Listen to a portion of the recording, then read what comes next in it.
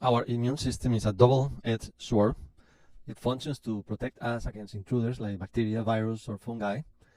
Sometimes it's not able to distinguish between self and non-self and create autoantibodies. Autoimmunity is very common, 5% of the population, 100% different autoimmune diseases described.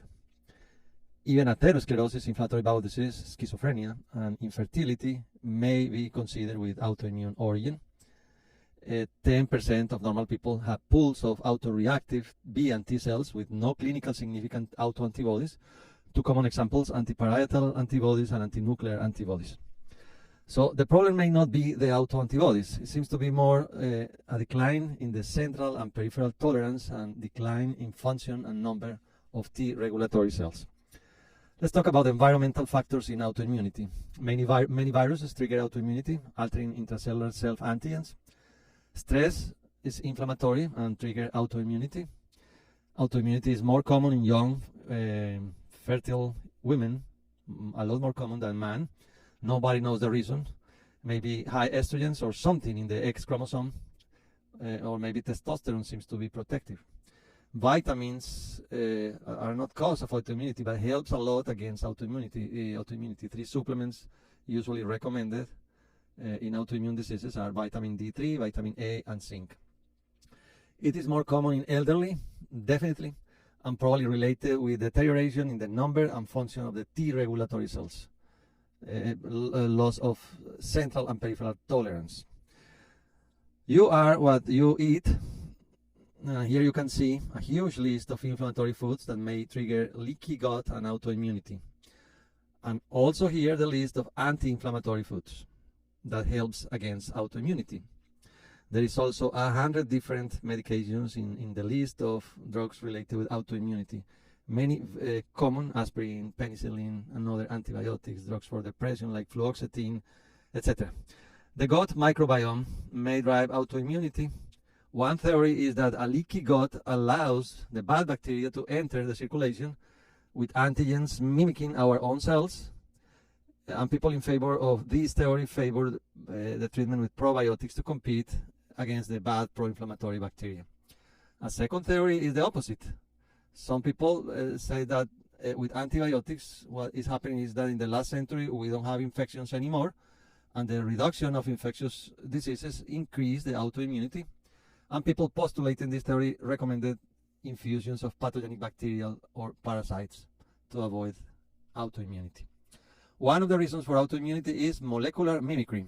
A good example, the autoimmune gastritis and H. pylori autoimmune gastritis relate. H. pylori urease is very similar to the hydrogen potassium ATPase pump of the parietal cell in the stomach. And our immune system, trying to attack the H. pylori, the urease, by mistake, attack our own parietal cells. That's autoimmune gastritis. The molecular mimicry in many autoimmune diseases is controversial. The theory of H. pylori, for example, is weak. At least to explain autoimmune gastritis is weak for 3 reasons. First, most people have obvious genetic history. Second, most people do not have the H. pylori in the stomach or antibodies against previous H. pylori infections.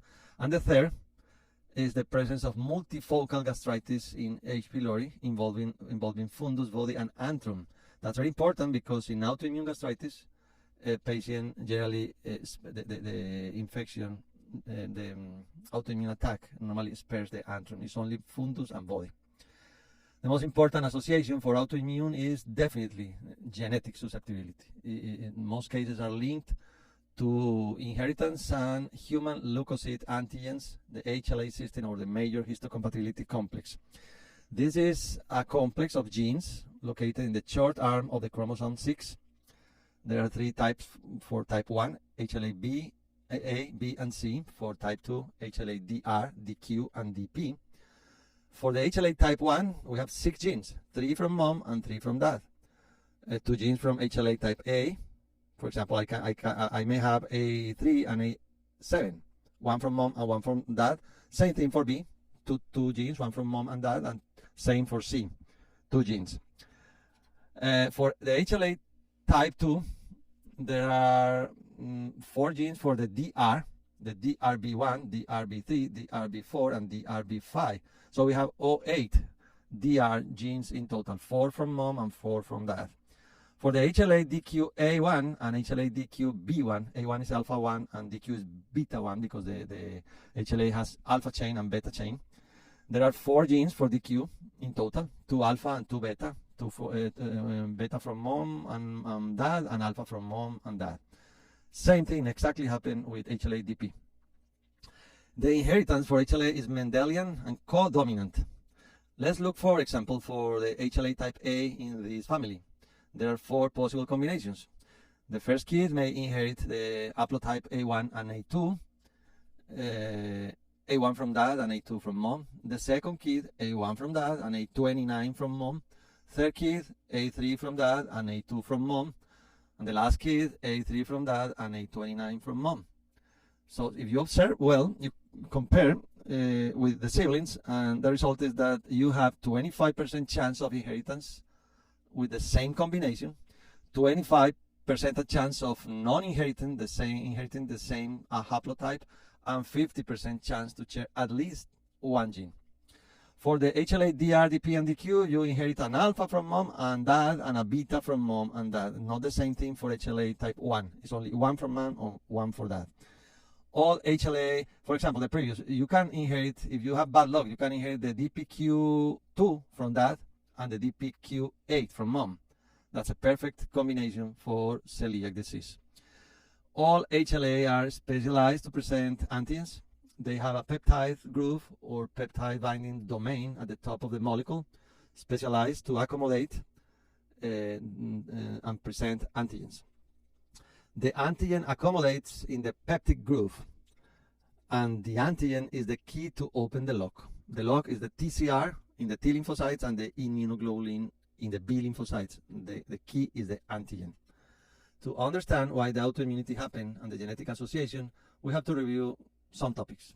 How lymphocytes mature in the bone marrow and the thymus, rearrangement of immunoglobulins and TCR, CD differentiation, how the CD4 T cells are specialized in detection of extracellular antigens, and the CD8 detection of intracellular antigens.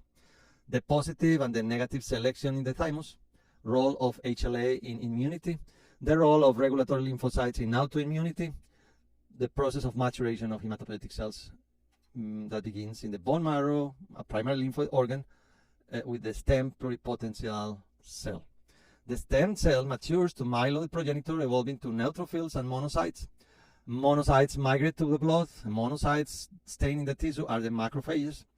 These are cells from the innate immune system. Cells that the only thing they know is how to attack intruders, but they don't have memory, they don't have special training, they're pretty ignorant. They are just created to attack. From the progenitor lymphoid cells, you have cells more intelligent. The pre-T cell and the pre-V cells are examples. The pre-V cell remain in the marrow. The marrow is going to be the school or the university to educate the B lymphocytes. The pre-V cell initially is covered only by a rudimentary gene, the IgM. At this point, is not able to recognize antigens. Then immunoglobulins suffer a process of rearrangement. At the end of the rearrangement, B cells have IgM and some IgD on the surface, and they are able at this point to identify millions of antigens. The lymphocytes are naive because they have never been exposed to intruders. They migrate via blood to the secondary lymphoid organs. It's going to be the camp field for these soldiers to do the job, the lymph node and the spleen, and also they circulate in the blood. They live there in the lymph nodes in a barrack in an area called lymphoid follicles. The precursor T cells, attracted by a factor called thymotaxin, migrate via blood to the primary lymphoid organ called thymus. It arrives, the T lymphocyte arrives via blood vessels to the corticomedullary area of the thymus. The thymus is going to be the school or the university to educate these T lymphocytes. It is a school very efficient to work until puberty. After that, begins in a process of progressive involution and deterioration. The only marker that pre-T cells express at this point is rudimentary T cell receptor, a T cell receptor that is not able to recognize any antigen yet. From the medulla T lymphocytes migrate to the subcapsular thymus, where they suffer a rearrangement of the variable chains. At the end of the rearrangement, same thing that happened with the immunoglobulin in the bone marrow, the TCR is now able to identify millions and millions of antigens. Then lymphocytes migrate deeper into the cortex of the thymus to meet the professor of the school of the thymus, called the thymic epithelial cell, a professional antigen presenter cell. And then the lymphocytes migrate deeper into the medulla of the thymus when they meet, again, the thymic epithelial cells, the professor, and the two assistant professors, or the two professional antigen presenters, the macrophage and the dendritic cells. After 3 weeks of education, only 10% of the T lymphocytes in the school are going to survive the education. They migrate via blood to the secondary lymphoid organs, the spleen and the lymph nodes, and they live in the lymph nodes in a barrack in an area called interfollicular area. Remember, 90% of the T lymphocytes die in the school of education in the thymus. Only 10% survive and exit the thymus through the circulation. The process of B cell receptor immunoglobulin rearrangement happens in the bone marrow. The T cell rearrangement happens in the thymus for T cells. B cell receptor immunoglobulin rearrangement is for B cells in the marrow. T cell rearrangement is for T cell in the thymus. Both processes very, very similar. TCR and immunoglobulins are also the same family of molecules with similar structures, molecular structures. Both have variable regions, constant regions, and transmembrane regions. The variable regions determine the configuration of the antigen binding site. For example, let's imagine that the variable change of the variable change of the TCR in the T lymphocyte has the shape of a triangle or the shape of a circle. Let's imagine that. The antigen presented by the HLA that is going to match the shape of this T cell receptor have to have also the shape of a triangle or a circle. To fit the TCR, you need an antigen presenting the HLA with the same shape, same molecular configuration, same specificity. And same thing happens for the immunoglobulin and the T cell receptor. The process of T cell receptor recombination begins in the thymus with a thymic factor that the antigen presenter cell, the thymic epithelial cells, send to the pre-T lymphocytes. These factors stimulate in the T cell nucleus two enzymes called RAC1 and RAC2, recombinases that shuffle the DNA, mixing the VDG genes to create millions and millions of different variants of TCR. This process of VDG, rearrangement of immunoglobulins inside the pre-T cells and the pre-V cells, is very similar. Both uses the RAC gene to shuffle and generate the diversity of millions of antibodies to match millions of different antigens. Both has the VDG rearrangement with very similar number of V genes, D genes, and J genes. This animation shows or explain how the RAC shuffle the DNA, how delete many genes and introns between the genes, and only select specifically the combination of 3 portions for the alpha chains. Then the RAC 1 and 2 shuffle and delete many genes again and introns, selecting the combination of few regions for the beta chains. The result is a specific configuration of the variable regions of the TCR, and the antigen presented by the antigen presenter cell through the HLA molecule has to match exactly the configuration of the TCR. If we shuffle the RAC millions of times, we can obtain lymphocytes with millions, 10 to the 7 to 10 to the 9 different specificities, with a pool of lymphocytes of 10 to the 12. So approximately 1 in 1 million lymphocytes has specificity for only one antigen. In other words, if the bacterial antigen is the key, the TCR and the immunoglobulins are the lock. And there is only one key for one lock. Now, we have T lymphocytes with a mature TCR and a lot of diversity. Next step in the thymus is that the T lymphocyte migrate to the cortex. Then the antigen presenter cell send a message to the nucleus of the T cell to activate the gene for cluster differentiation. That gene makes the lymphocyte to express in the membrane 2 different receptors, Cd4 and Cd8. And at this point of maturation in the cortex, the lymphocyte co-express CD4 and CD8 detectable in flow cytometry. It's a co-expression. Finally, in the cortex, the double positive T lymphocytes begin the negative and positive selection interacting with the antigen presenting cells, antigens that are presented through the HLA molecule, histocompatibility antigen molecule. Let's explain the process of specialization of T lymphocytes. The double positive CD8 and CD4 cell access the medulla of the thymus. Then the three professors are there: antigen presenting cell, the thymic epithelial cells, the macrophage, and the dendritic cells. They are all trapping floating antigens that are trafficking in the blood through the medulla of the thymus. Some T cells, with the help of the TCR and the CD4 core receptor, recognize the antigen. When this happens, the CD8 is deleted, downregulated, and the result is a CD4 T helper cell, exclusively trained to help other cells to kill. They are not killers, they help other cells to kill. And they express only CD4 by flow cytometry.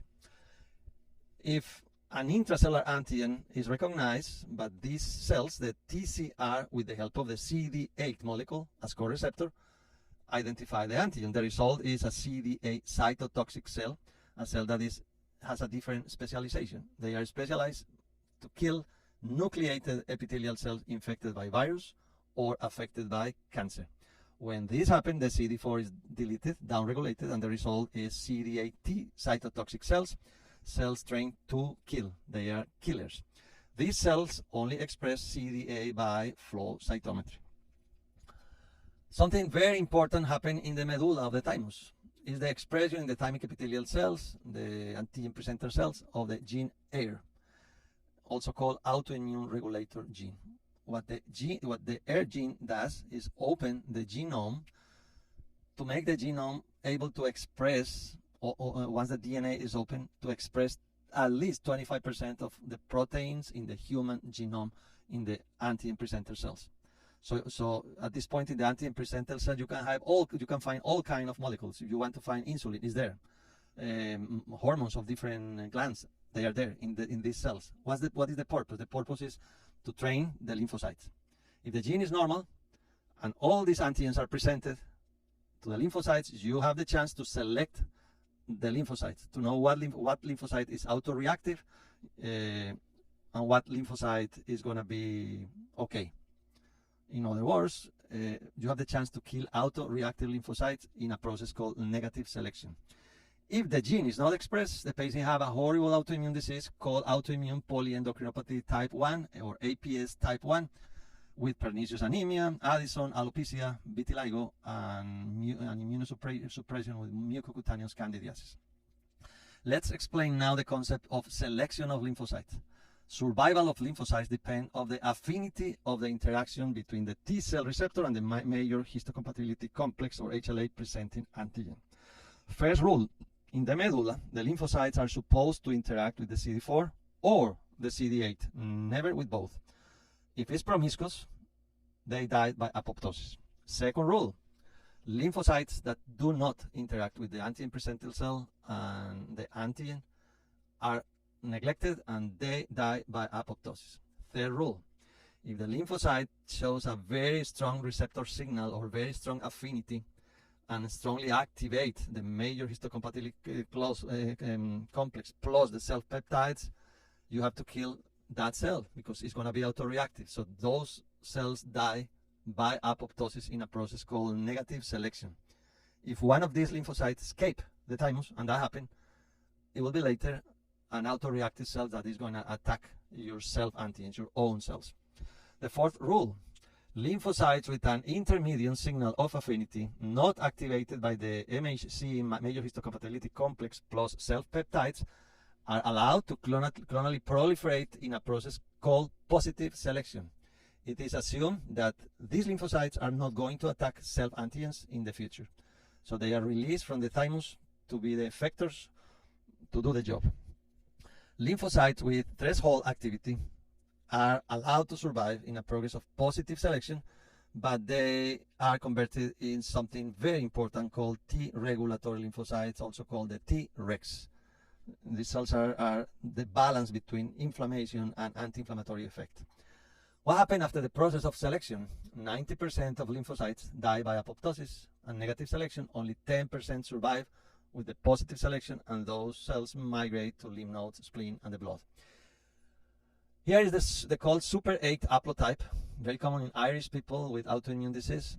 It has the DR3, commonly related with many autoimmune diseases, the DQ2, common in celiac disease, the B8, also associated with autoimmunity, pernicious anemia, one of the entities related with B8. Patients with this European ancestral haplotype may have even combinations of different HLA-DR, because you may have the DR3 from your mom, but you can also have the HLA-DR4 from your dad. And if you have DR3 or DR4, it's very common to see these patients with overlapping autoimmune diseases, including vitiligo, diabetes, lupus, rheumatoid arthritis, Sjogren, biliary cholangitis, inflammatory bowel disease, etc. APS, autoimmune polyglandular syndrome type 3B, is the combination of pernicious anemia and Hashimoto. Very common association. 40% of patients with pernicious anemia have Hashimoto, and many of these patients share the DR3 and the DR4. Observe that the first abbreviated form on top for HLA is the old serologic typing. The form below is the molecular system detected by PCR.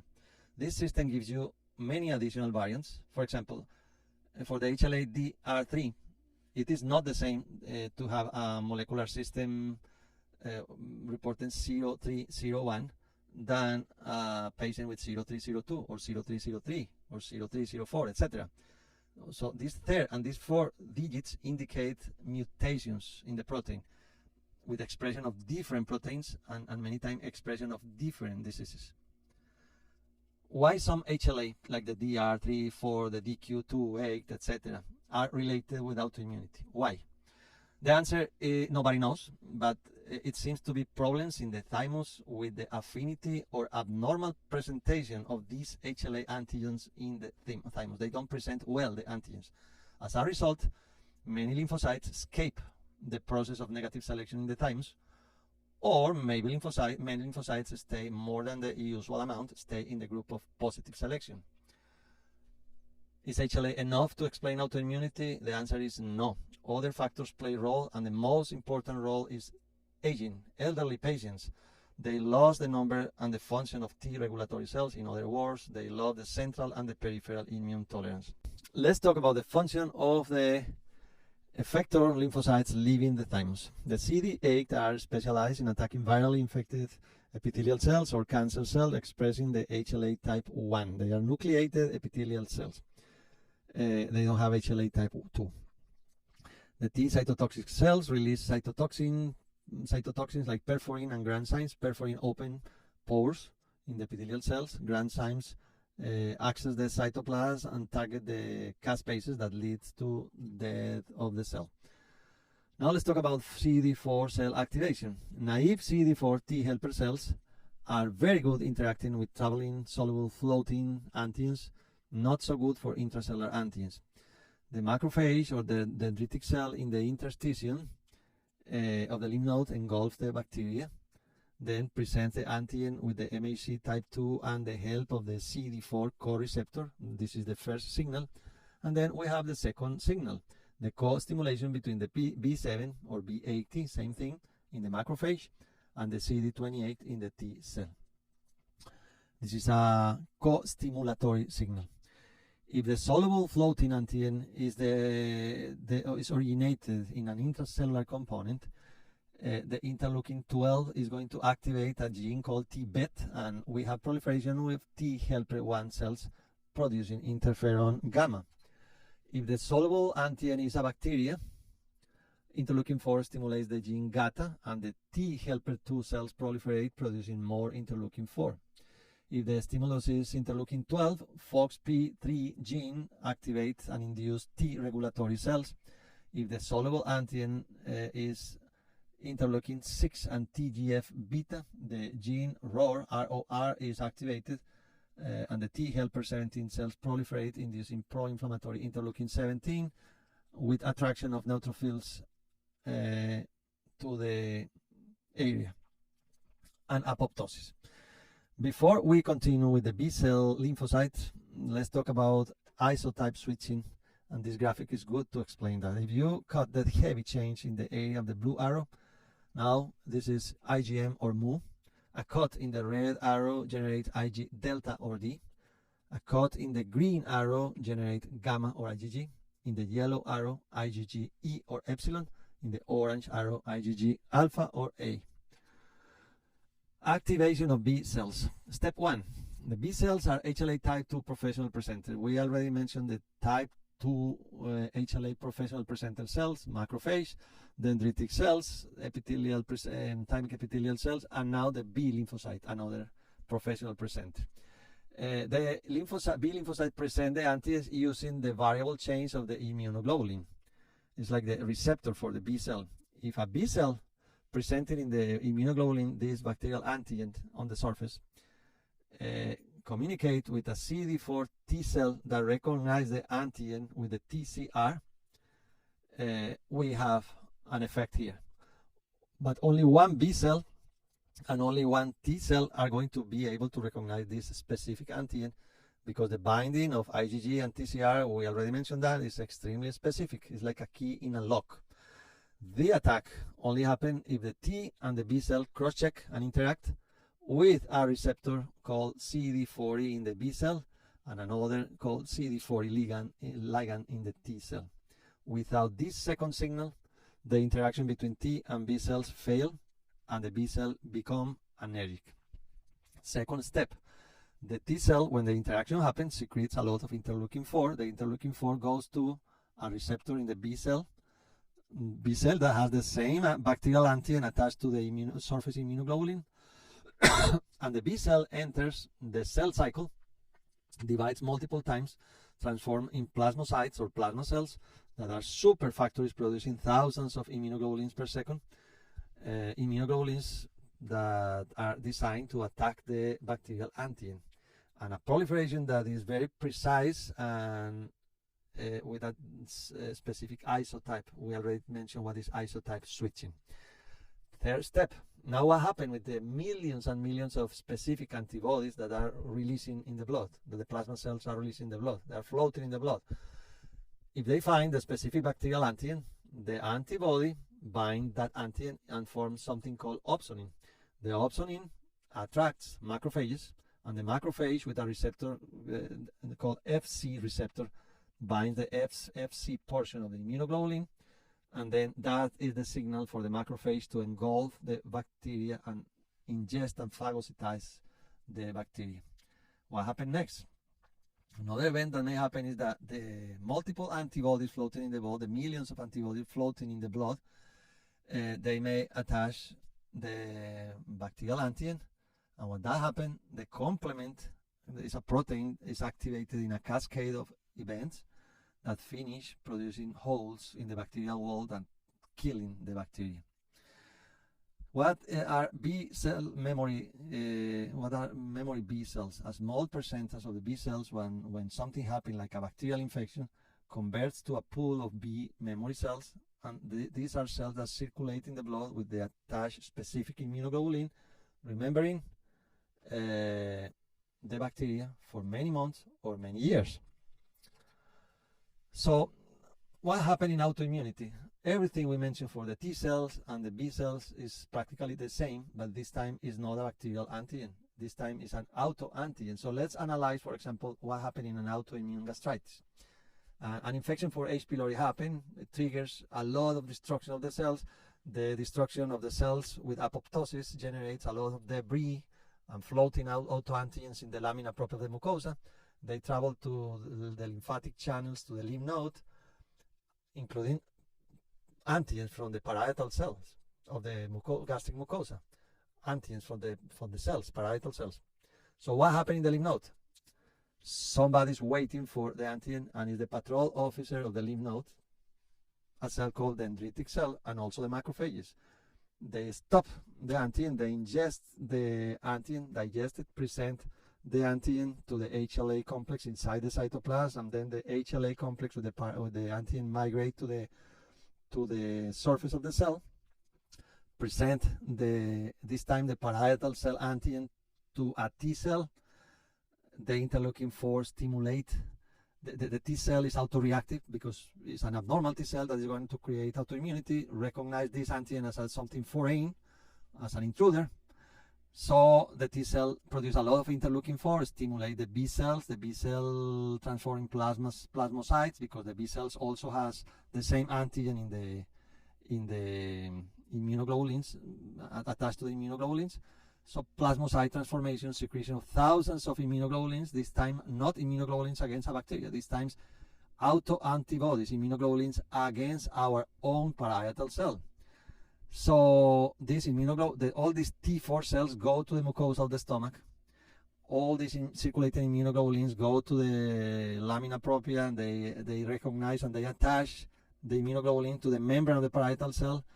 And what you are going to observe now is this time is not a bacteria, it's your parietal cell that has an antibody attached there, and that antibody is going to recruit macrophages that are going to engulf and kill your parietal cell.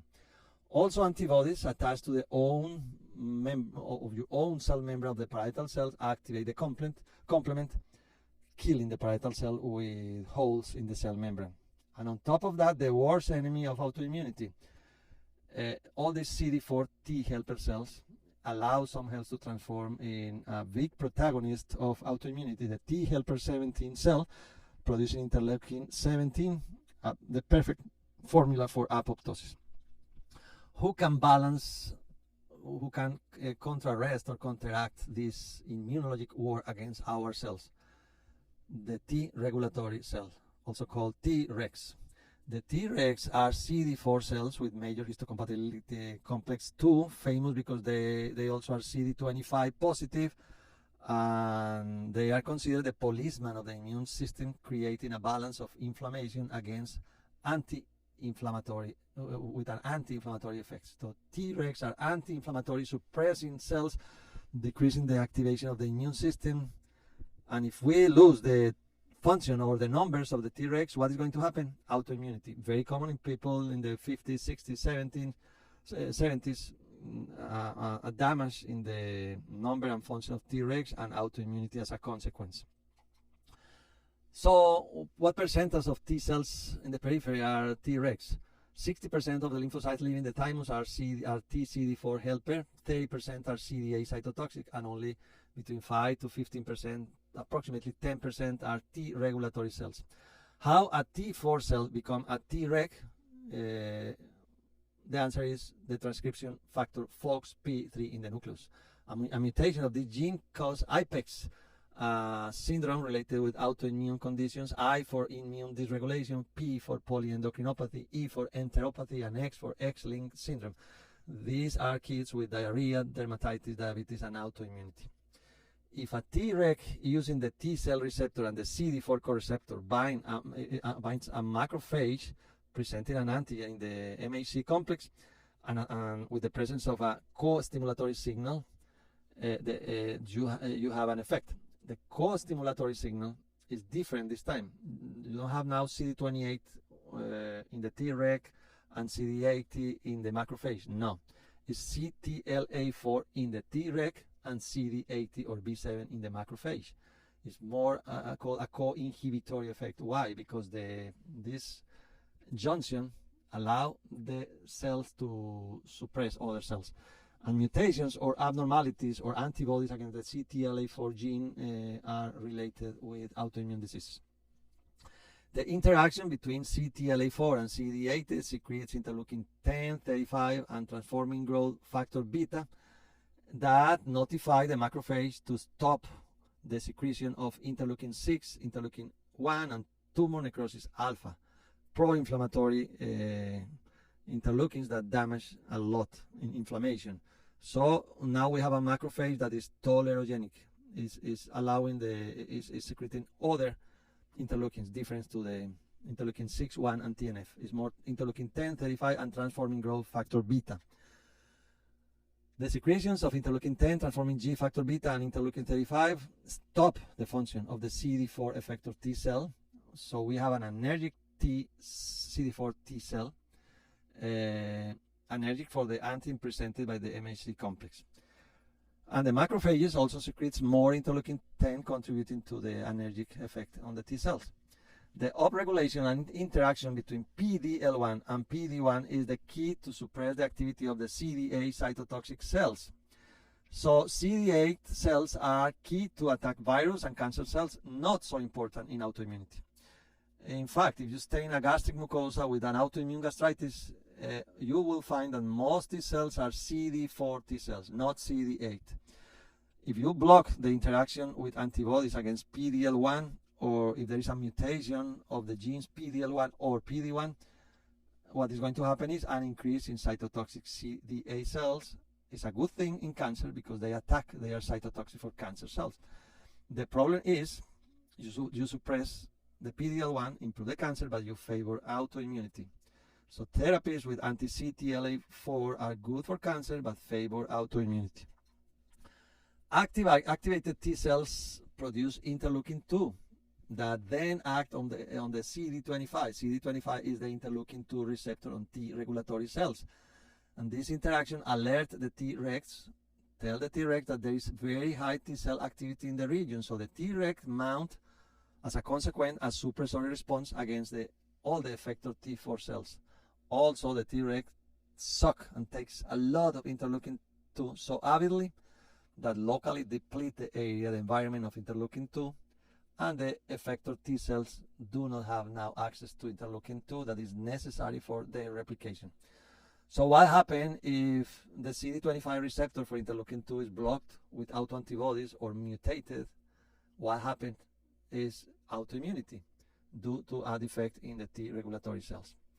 Another signaling process happens through CD39 and CD73, producing adenosine. Adenosine is an immunosuppressive product that makes T cells anergic. Therapies anti-adenosine favor autoimmunity and have been used for cancer. Also, CTLA4A stop the co-stimulatory effect between CD28 in the CD4 T cell and the CD80B7 in the dendritic cell, and that makes the T cell anergic. Again, notice that the CDTL4 interacting with the CD28 is more a co-inhibitory effect, and every time you have CD28 interacting with CD8 in macrophage and regular T cell effector is more a co-stimulatory effect. Therapies against CTLA4 favor autoimmunity, stopping the T regulatory effect on T helper 4 cells.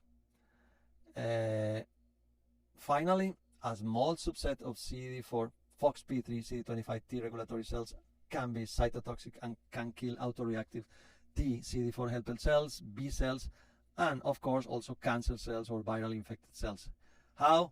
With the tumor necrosis factor alpha, using perforins and granzymes in the apoptosis process. So we have seen here is the brain cell in action to control and balance the autoimmunity, the T regulatory cells. We have seen many molecules and co-stimulatory and co-inhibitory products and interleukins that can be manipulated and investigated to treat not only cancer, to treat autoimmunity. We have seen how cancer and autoimmunity are in opposite sides. If you attack cancer, you favor autoimmunity and vice versa. But maybe the most provocative idea that you can infer of Tregs is, okay, Tregs are very low or defective because you are getting old. What happens if you culture them in vitro? You take your own Tregs, you culture them in vitro, proliferate them, and then infuse the Tregs again in your body. That's the solution for autoimmunity. There are many studies trying to do that, but it's not. There's nothing definitive, and maybe we are not going to see something like that in our lifetime, but it's a proposition. Last comment, because it's very important, apoptosis in autoimmunity. A lot of the damage in autoimmunity, we already mentioned that, is due to the CDT4 effect with an immunoglobulins that mediate cytolysis by macrophages recruited to the area and complement attacking cells, the cytolysis. But that's not the most significant cause of damage and killing of cells. The most significant cause is apoptosis. What is apoptosis? Apoptosis is a programmed cell death, a form of cell suicide. We all have apoptosis in our gastrointestinal, for example, tract. if you look in the microscope, probably around 2% of the cells are in apoptosis, and you can see the apoptosis in the microscope. Because normally there is a physiologic turnover and replacement of GI cells that happen every 5-6 days. And as I mentioned, 2% of the normal cells are in apoptosis in a biopsy. If you have a H. pylori infection or an autoimmune gastritis, apoptosis is 20% of the cells. So what is the mechanism for apoptosis in autoimmune gastritis? The mucosa is full of Cd4 helper lymphocytes, macrophages, plasma cells, but some Cd4 helper lymphocytes transform to CD17 helper cells secreting interleukin 17. Interferon gamma is released by the CD4 T cells and increase the expression in the cells, gastric cells, for example, of CD95. CD95 is the receptor for something called CD95 ligand, that is the tumor necrotic factor alpha, coming from the CD4 T cells. And when this junction happens, CD95 receptor and CD95 ligand interaction that is stimulated by the interleukin 17, what happens is that caspases are promoted and there is a cleavage and destruction of the cell with these caspases. So another proposition is, what about if you use TNF antagonist in autoimmunity? What may happen is that you may dramatically improve autoimmunity. There are many experiments trying to do something like that. And the last question, if you have an autoimmune gastritis or pernicious anemia and the damage is the parietal cell, why the patient has not only decreased hydrochloric acid, why the pepsinogen is absent and the pepsin is absent? Why? Because the chief cells are also killed. The reason may be that the chief cells also have apoptosis, or maybe the pluripotential neck cells in the gastric pit or mucosa that originate the parietal or the chief cells are in apoptosis, or maybe the whole inflammatory process create a mucosa that cannot generate growth factors and factors allowing the mucosa to regenerate. Nobody knows, but definitely there is like a bystander effect here, and the inflammation and the apoptosis is like generalizing this process. And when an attack like this happens in a gastric mucosa, the final result is total atrophy of the gastric mucosa with intestinal metaplasia and destruction of the glands.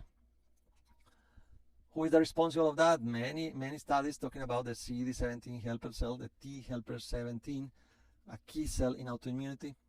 Is a CD4 T cell transformed in T helper 17, secreting interleukin 17.